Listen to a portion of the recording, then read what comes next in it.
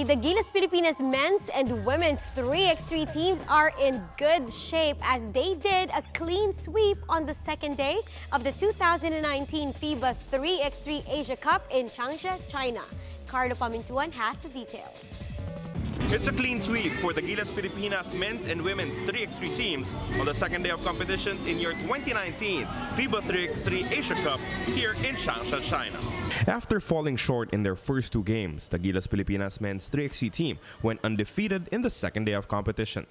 Playing without a substitute as Richie Rivero was still recovering from an ankle sprain that he suffered in their first game, RJ Abarientos, Ryan Amsali, and Barkley Ebonia took on the undefeated Iran squad that towered over them. The Asian powerhouse had a 6'7" player and their shortest member stood at 6'4". Still, Abarientos would not give up. He tweaked his ankle after drawing a foul of converting on a two-point shot.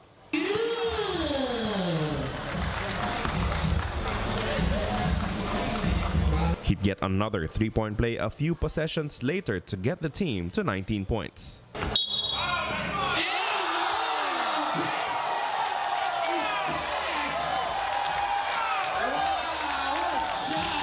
With Iran's defense already knowing exactly where the ball was going, Abarientos took charge and launched a long two.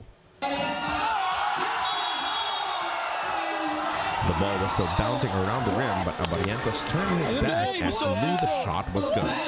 The Philippines dealt Iran their first loss of the tournament 21-19 and won a lot of fans in Changsha because of the spirited effort led by Abarientos, who scored 18 of their 21 points.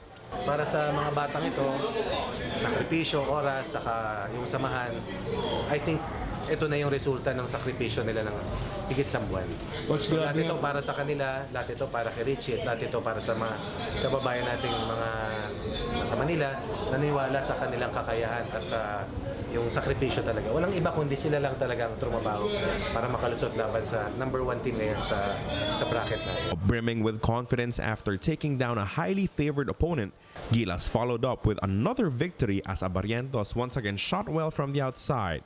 He scored 14 points as they defeated Samoa 22-15 with the guard once again landing the killer blow. Even though the team is not advancing to the main draw, the squad will head home with heads held high as they prove they can not just compete but even win with only 3 players. They would now also act as the main cheerleaders for the women's squad who will start their campaign in the main draw tomorrow. Kung ano yung time na binigay ni God sa akin, kung ano yung time na binigay ni God sa amin, siguro yun yung dapat namin gawin. So wala kaming sasayang opportunity para to sa bansa natin. Even if they did not need a win, the Gilas Pilipinas 3x3 women's team still took care of business against Vanuatu. Shot stroke Bernardino, unable to finish. Animam. Led by the hot hand of Janine Pontejos, the Philippine team were merciless in the game against their much older foes.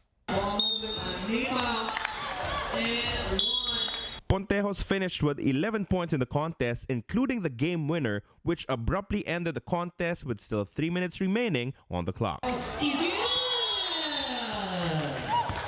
Well, it was a good game, beating Vanuatu and going to the main event. Actually, tried to do our best against Japan and Sri Lanka, and hopefully we could go over that games and go to the quarterfinal. From Changsha, China, Carlo Pamintuan, We Are One News.